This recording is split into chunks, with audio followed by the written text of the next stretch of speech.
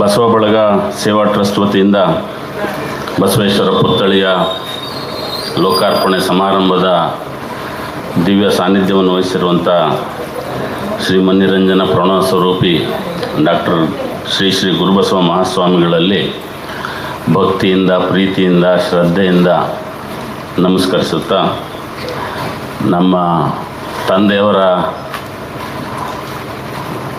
ಆತ್ಮೀಯ ಸ್ನೇಹಿತರು, ಅವ್ರ ಜೊತೆಗೆ ಒಡನಾಡಿಗಳು ಆಗಿದ್ದಂಥವರು ಹಾಗೂ ರಾಜ್ಯದಾದ್ಯಂತ ಹಾಸ್ಯದ ಹೊನಲನ್ನು ಹರಿಸೋದ್ರ ಮೂಲಕ, ಜೊತೆಗೆ ಹಾಸ್ಯದ ಜೊತೆಗೆ ಚಿಂತನೆಗೂ ಜನರನ್ನು ಹಚ್ಚೋದ್ರ ಮೂಲಕ ಹೆಸರುವಾಸಿಯಾಗಿರುವಂಥ ನಮ್ಮ ಹಿರಿಯ ಸ್ನೇಹಿತರಾದಂಥ ಸಹೋದರ ಸಮಾನರಾದಂಥ ಶರಣ ಮುಖ್ಯಮಂತ್ರಿ ಚಂದ್ರರವರೇ, ಅಧ್ಯಕ್ಷತೆಯನ್ನು ವಹಿಸಿರುವಂಥ ಚಂದಪ್ಪನವರೇ, ವಿರುಪಣ್ಣವರೇ, ಮಾಡಾಳು ವಿರುಪಣ್ಣವರೇ, ಅಧ್ಯಕ್ಷರಾದಂಥ ಚಂದ್ರಮ್ಮನವರೇ, ಶಿವಕುಮಾರ್ ಅವರೇ, ರವಿಯವರೇ, ಹಾಗೂ ಈ ಒಂದು ಸುಂದರ ಸಮಾರಂಭದಲ್ಲಿ ಬಂದು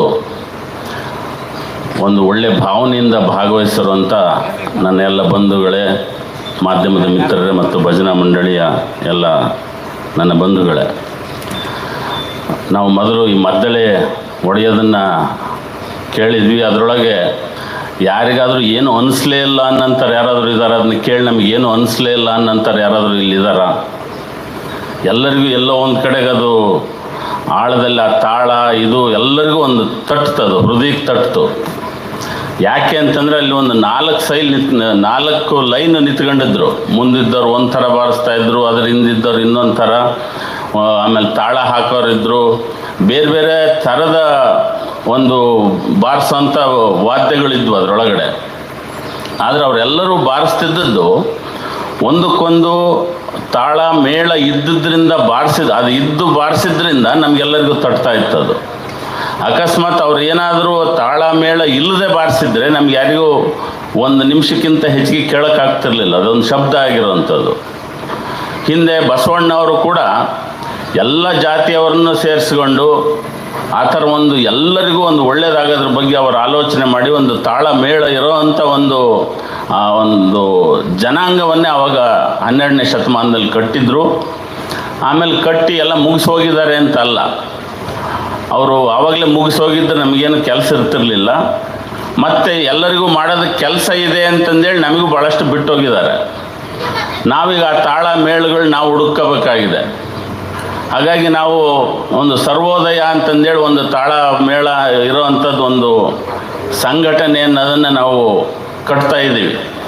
ಅದಕ್ಕೆ ನಮ್ಮ ಪಾಂಡವಮಟ್ಟಿ ಸ್ವಾಮೀಜಿಯವರ ಮುಖಂಡತ್ವದಲ್ಲಿ, ಆಮೇಲೆ ಭಾಳಷ್ಟು ಜನ ಮುಖ್ಯಮಂತ್ರಿ ಚಂದ್ರರವರಂಥ ಸಜ್ಜನ ರಾಜಕಾರಣಿಗಳ ಮುಖಂಡತ್ವದಲ್ಲಿ ಒಂದು ಒಳ್ಳೆಯ ಭವಿಷ್ಯದಲ್ಲಿ ಎಲ್ಲರಿಗೂ ಒಳ್ಳೆಯದಾಗುವಂಥ ಒಂದು ವ್ಯವಸ್ಥೆಯನ್ನು ಕಟ್ಟಬೇಕು ಅಂತನ್ನೋಂಥ ದಿಕ್ಕಿನಲ್ಲಿ ಕೆಲವು ಚಿಂತನೆಗಳನ್ನ ಮಾಡ್ತಾ ಆ ದಿಕ್ಕಿನಲ್ಲಿ ಕೆಲಸವನ್ನು ಕೂಡ ಮಾಡ್ತಾ ಇದ್ದೀವಿ. ಹಾಗಾಗಿ ನಾವು ನಮ್ಮ ಬಸವಲಿಂಗಪ್ಪನವರು ಅಂತ ಇದ್ದಾರೆ, ನಮ್ಮ ಸ್ನೇಹಿತರೊಬ್ಬರು, ಅವರು ಹೇಳ್ತಿರ್ತಾರೆ, ನಾವು ಈ ಸಮಾಜವನ್ನು ಕಟ್ಟೋ ಕೆಲಸ ಅಲ್ಲದೆ ಬೇರೆ ಇನ್ನೇನು ಕೆಲಸ ಇದೆ ನಮಗೆ, ಅದು ನಾವಲ್ಲದೆ ಇನ್ಯಾರು ಮಾಡ್ತಾರೆ ಅದನ್ನು ಈಗಲ್ಲದೆ ಇನ್ಯಾವಾಗ ಮಾಡಬೇಕು ಅಂತನ್ನಂಥ ಪ್ರಶ್ನೆಗಳು ಕೇಳ್ತಿರ್ತಾರೆ. ಹಾಗಾಗಿ ನಾವು ಇಲ್ಲಿ ಸೇರಿರೋಂಥವ್ರು ಎಲ್ಲರೂ ಇದೇನೋ ಈ ವೇದಿಕೆ ಮೇಲೆ ಇರೋವಂಥದ್ದೇ ಜವಾಬ್ದಾರಿ ಅಂತಿಲ್ಲ, ಇಲ್ಲಿ ಪ್ರತಿಯೊಬ್ಬರದ್ದು ಜವಾಬ್ದಾರಿ ಇದೆ. ಆ ಥರದ ಒಂದು ಸಮಾಜವನ್ನು ನಾವು ಕಟ್ಟಬೇಕು ಅನ್ನೋಂಥ ಜವಾಬ್ದಾರಿ ಪ್ರತಿಯೊಬ್ಬರಿಗೂ ಇದೆ. ಅದನ್ನು ನಾವು ಅರ್ಥ ಮಾಡ್ಕೊಳ್ಳೋದಕ್ಕೋಸ್ಕರ ಇವತ್ತು ಒಂದು ಬಸವೇಶ್ವರ ಪುತ್ಥಳಿಯನ್ನು ನಾವು ಪಾಂಡವಮಟ್ಟಿಯಲ್ಲಿ ನಾವು ಇವತ್ತು ಸ್ಥಾಪನೆಯನ್ನು ಆಗಿದೆ. ಇದರ ಎನರ್ಜಿ ಎಲ್ಲ ಕಡೆಗೂ ಹೋಗಬೇಕಾಗಿದೆ. ನಮ್ಮೊಳಗಡೆ ಆ ತಾಳ ಮೇಳ ಬರೋದಕ್ಕೆ ನಾವು ಈ ಸರ್ವೋದಯ ಅಂತ ಮಾತಾಡುವಾಗ ನಾವು ಪರಿಸರ, ಕೃಷಿ, ಶಿಕ್ಷಣ, ಆರೋಗ್ಯ ಮತ್ತು ಆಡಳಿತ, ರಾಜಕೀಯ ಇವೆಲ್ಲವೂ ಶುದ್ಧಿ ಆಗಬೇಕು ಅಂತನ್ನೋದನ್ನ ನಾವೆಲ್ಲ ಮನಸ್ಸಲ್ಲಿ ಇಟ್ಕೊಂಡಿದ್ದೀವಿ. ಇದೆಲ್ಲದಕ್ಕೂ ಜೊತೆಗೆ ನಮ್ಮ ಬಾಂಧವ್ಯಗಳು ಅನ್ನೋಂಥದ್ದು ಒಂದು ಆ ಹಿನ್ನೆಲೆ ಬೇಕಾಗಿದೆ. ನಮಗೆಲ್ಲರಿಗೂ ಆ ಬಾಂಧವ್ಯದ ಹಿನ್ನೆಲೆ ಒಳಗಡೆ ನಾವು ಈ ಒಂದು ಸಮಾಜವನ್ನು ಕಟ್ಟಬೇಕಾಗಿದೆ. ಹಾಗಾಗಿ ಬಸವಣ್ಣವರು 12ನೇ ಶತಮಾನದಲ್ಲಿ ನಮಗೆ ಆ ಬಾಂಧವ್ಯವನ್ನು, ಭಾವವನ್ನು ನಮಗೆ ಕೊಟ್ಟು ಹೋಗಿದ್ದಾರೆ. ಅದನ್ನು ನಾವು ಮುಂದುವರ್ಸ್ಕೊಂಡು ಹೋಗೋಂಥ ಒಂದು ಜವಾಬ್ದಾರಿ ನಮಗಿದೆ. ಆದರೆ ಬರೀ ನಾವು ಪುತ್ಥಳಿಯನ್ನು ಮಾಡಿ ನಾವು ಮತ್ತೆ ಕಳ್ತನ ಮಾಡ್ಕೊಂತ, ಸುಳ್ಳು ಹೇಳ್ಕೊಂತ, ಮೋಸ ಮಾಡ್ಕೊಂತ ಮುಂದುವರಿತೀವಿ ಅಂತಂದರೆ ಅದು ಬಸವಣ್ಣನಿಗೆ ಮಾಡಿದಂಥ ಅವಮಾನ ಇದ್ದಂಗೆ. ನಾವು ನಮ್ಮ ಪಾಂಡಮಟ್ಟಿ, ನಮಗೆ ಕಾರಿಗ್ನೂರು ಎಷ್ಟು ಈ ಚನ್ನಗಿರಿ ತಾಲೂಕಿನಲ್ಲಿ ಬಹಳ ಮುಖ್ಯವಾದ ಊರು ಅಂತ ಇದೆಯೋ, ಪಾಂಡಮಟ್ಟಿ ಅಷ್ಟೇ ಮುಖ್ಯವಾದ ಊರು. ಈ ಪಾಂಡಮಟ್ಟಿಯಿಂದ ನಾವು ಈ ಚನ್ನಗಿರಿ ತಾಲೂಕಿನಲ್ಲಿ, ದಾವಣಗೆರೆ ಜಿಲ್ಲೆಯಲ್ಲಿ, ಕರ್ನಾಟಕ ರಾಜ್ಯದಲ್ಲಿ, ಭಾರತ ದೇಶದಲ್ಲಿ, ಪ್ರಪಂಚದಾದ್ಯಂತ ಒಂದು ಒಳ್ಳೆಯ ಚಿಂತನೆಯ ಪ್ರವಾಹ ಹರಿಯೋದಕ್ಕೆ, ಇಲ್ಲಿಂದ ಪ್ರವಾಹ ಹರಿಯೋದಕ್ಕೆ ಸಾಧ್ಯ ಅನ್ನೋಂಥ ಆಶಯದ ಮಾತುಗಳನ್ನ ಹೇಳ್ತಾ ಇಲ್ಲಿ ಬಂದು ಭಾಗವಹಿಸೋರು ಎಲ್ಲರೂ ಕೂಡ ನಾವು ಆ ಥರದ ಒಂದು ವ್ಯವಸ್ಥೆಯನ್ನು ಕಟ್ಟೋದಕ್ಕೆ ಜವಾಬ್ದಾರಿಯನ್ನು ತಗೊಳ್ಳೋಣ. ನಾವು ಬೇರೆಯವ್ರ ಕಡೆ ಬೆರಳು ಮಾಡಿ ತೋರಿಸೋದು ಬೇಕಾಗಿಲ್ಲ. ಅವ್ರು ಕಟ್ಟಲಿ, ಇವ್ರು ಕಟ್ಟಲಿ, ಅವರು ಮಾಡಲಿ ಅಂತ ಎಲ್ಲದಕ್ಕೂ ನಾವೇ ಎಲ್ಲ ಒಟ್ಟಾಗಿ ನಿಲ್ಲೋಣ ಅಂತಂದೇಳಿ ಎಲ್ಲರಿಗೂ ಶುಭವನ್ನು ಹಾರೈಸಿ ನನ್ನ ಮಾತು ಮುಗಿಸ್ತೀನಿ. ನಮಸ್ಕಾರ.